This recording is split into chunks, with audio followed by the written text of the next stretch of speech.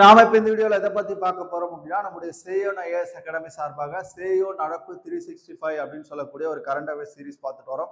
அதுல daily current அஃபேர்ஸ்ல வந்து பாத்தீங்க அப்படின்னா நம்ம தமிழ்நாட்டில் இருக்கக்கூடிய முக்கியமான செய்தித்தாள்கள் இருந்து உங்களுக்கு செய்திகள் சேகரித்து நம்ம கரண்ட் அஃபேர்ஸா கொடுக்குறோம்.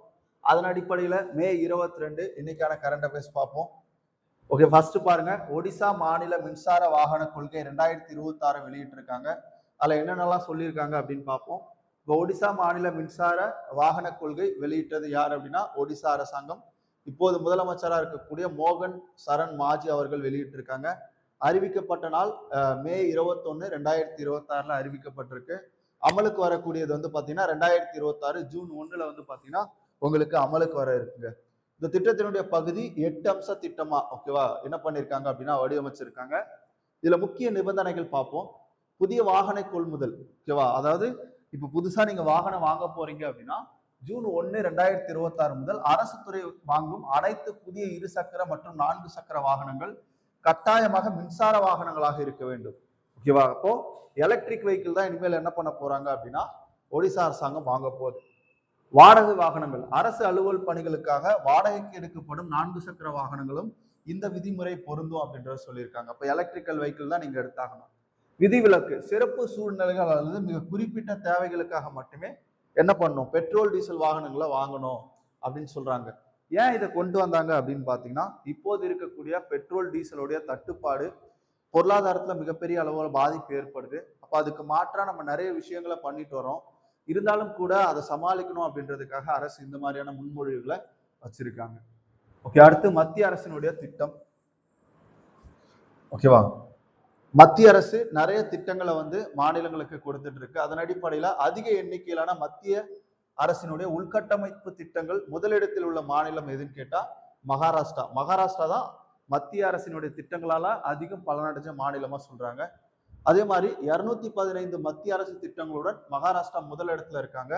அதுக்கு அடுத்தடுத்த இடங்கள்ல இருக்கக்கூடியது உத்தரப்பிரதேசமும் ஆந்திர பிரதேசமும் அதுக்கு அடுத்தடுத்த இடங்கள்ல வந்து பாத்தீங்கன்னா இருக்காங்க.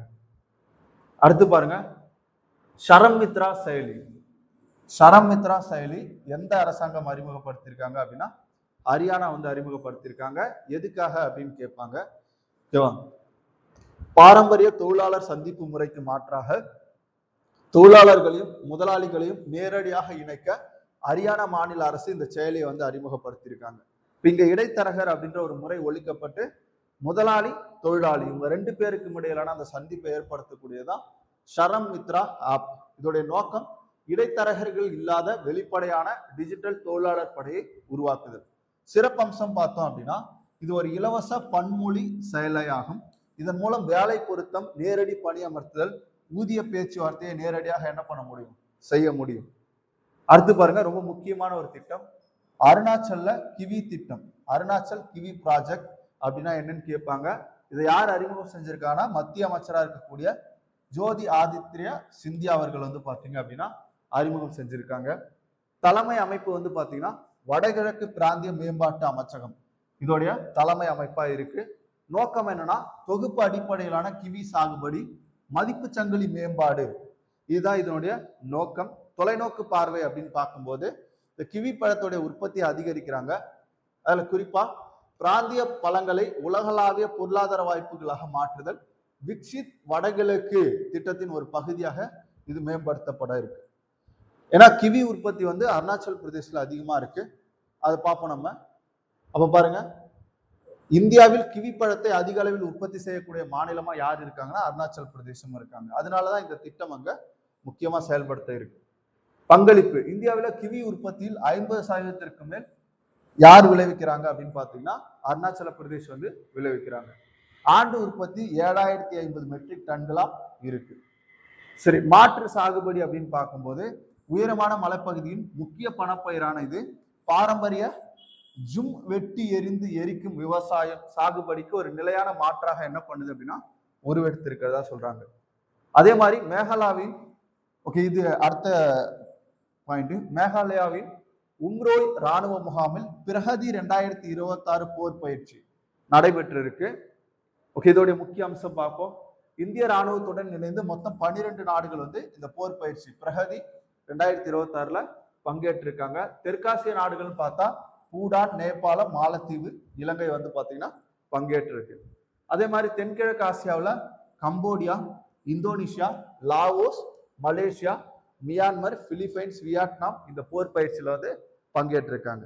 ஆப்பிரிக்க பிராந்தியத்தில இருந்து செஷல்ஸ் அப்படின்ற ஒரு நாடு வந்து பங்கேற்றிருக்குங்க. இந்த பயிற்சியுடைய முக்கிய நோக்கம் பார்த்தோம் அப்படின்னா அண்டைய நாடுகள் மற்றும் நட்பு நாடுகளின் ஆயுதப்படைகளுக்கு இடையான பரஸ்பர உறவையும் ஒத்துழைப்பையும் வலுப்படுத்துது. அடுத்து பார்த்தோம் அப்படின்னா கூட்டு செயல்பாட்டு திறன். வெவ்வேறு நாடுகளின் இராணுவங்களை ஒன்றிணைத்து செயல்படும் போது ஏற்படக்கூடிய சவால்களை கலைந்து ஒருங்கிணைப்பை மேம்படுத்து. நெருக்கடி மேலாண்மைன்னு பார்க்கும்போது நவீன பாதுகாப்பு சவால்கள் மற்றும் அவசர கால சூழல்களுக்கு கூட்டாக எதிர்கொள்வது. இது எல்லாமே இந்த பிரகதி 2026 போர் பயிற்சியினுடைய முக்கிய அம்சங்களா பார்க்கப்படுது. சரி, இதுல இப்ப நம்ம பார்த்த கரண்ட் அஃபேர்ஸுக்கான பயிற்சி வினாக்கள் கொடுத்திருக்கோம். அதுக்கு நீங்க ஆன்சர் பண்ணுங்க. ஒடிசா மாநில மின்சார வாகன கொள்கை 2026 படி அரசு துறைகள் புதிய மின்சார வாகனங்களை வாங்குவது எப்போது முதல் கட்டாயமாக்கப்பட்டிருக்கு? ஓகே, சொல்லுங்க. ஒடிசாவின் தற்போதைய முதலமைச்சர் யார்? பார்த்தோம் இல்லையா, யாரு? மோகன் சரண் மாஜி. ஓகே, இதுக்கப்புறம் வர எல்லாத்துக்குமே நீங்க ஆன்சர் பண்ணலாம். அதிக எண்ணிக்கையிலான மத்திய அரசு உள்கட்டமைப்பு திட்டங்களை செயல்படுத்தி முதலிடத்தில் உள்ள மாநிலம் எது? பார்த்தோம் இல்லையா, எந்த மாநிலம்? ஆன்சர் பண்ணுங்க. தொழிலாளர்களையும் முதலாளிகளையும் இடைத்தரகர்களின்றி நேரடியாக இணைக்க ஷரம் மித்ரா அப்படின்ற செயலை அறிமுகப்படுத்திய அரசு எது? அதே மாதிரி ஹரியானா அரசின் ஷரம் மித்ரா செயலி பற்றிய கூற்றுகளில் எது சரியானது? கரெக்டா சொல்லுங்க. அடுத்து பாருங்க, அருணாச்சல் கிவி திட்டம் எந்த மத்திய அமைச்சகத்தின் கீழ் முதன்மையாக செயல்படுத்தப்பட இருக்கு? ஓகே, அடுத்து பாருங்க, இந்தியாவின் மொத்த கிவி பழ உற்பத்தியில் அருணாச்சல பிரதேசத்தின் பங்களிப்பு என்ன? அடுத்து, அருணாச்சல பிரதேசத்தின் பாரம்பரிய ஜிம் சாகுபடிக்கு மாற்றாக உருவெடுத்துள்ள பணப்பயிர் எது? அடுத்து பாருங்க, மேகாலயாவின் உம்ரோய் ராணுவ முகாமில் தொடங்கப்பட்ட பிரகதி என்பது எத்தகைய பயிற்சி? பிரகதி கூட்டு ராணுவ பயிற்சியில எத்தனை நாடுகள் வந்து பாத்தீங்கன்னா பங்கேற்றிருக்காங்க? ஓகே, இது எல்லாமே ஆன்சர் பண்ணுங்க. இன்னைக்கான முக்கியமான கரண்ட் அஃபேர்ஸ் எல்லாமே நம்ம பார்த்துருக்கோம். அதுவும் நம்ம மெயின்ஸுக்கு ஏற்ற மாதிரி தான் இந்த கரண்ட் அஃபேர்ஸ் வந்து வடிவமைச்சு கொடுத்துட்டு இருக்கோம். ஏன்னா இந்த அளவுக்கு படிச்சாதான் நம்மளால கரண்ட் அஃபேர்ஸ் அப்படின்றது கிளியர் பண்ண முடியும். ஓகேவா? அதுக்கு ஏற்ற மாதிரி தான் நம்ம வடிவமைச்சிருக்கோம்.